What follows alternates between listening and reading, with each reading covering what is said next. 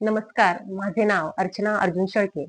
मी मालपाणी नगरमध्ये राहते, संगमनेरमध्ये राहते. परंतु माझी जी जॉब आहे, म्हणजे मी शिक्षिका आहे. मी भंडारदरा येथे पांजरे या गावाला नूतन माध्यमिक विद्यालय, कळसुबाईच्या पायथ्याशी माझं विद्यालय आणि मी तिथं सर्व्हिस करते.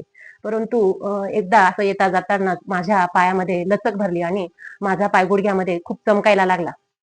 ती प्रोसेस खूप दिवस चालूच राहिली. परंतु जेव्हा मी चालायची, माझी शाळा थोडीशी डोंगराच्या चढाला असल्यामुळे मी जेव्हा चढत जायची, तेव्हा माझ्या पायामध्ये चमक निघायची. आणि मग आम्ही संगमनेरला आल्यानंतर हाडांच्या डॉक्टरांना दाखवलं. परंतु त्यांनी औषधं वगैरे दिली, मलम दिला. पण तो तात्पुरता फरक पडायचा. शाळेत जाताना मला पुन्हा हा त्रास व्हायचा.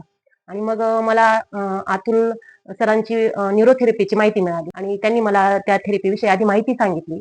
त्याचे फायदे सांगितले आणि मग मला जेव्हा सरांनी थेरपी दिली, तेव्हा ते म्हटले, की "मॅडम तुम्हाला 5 ते 6 दिवस यावं लागेल."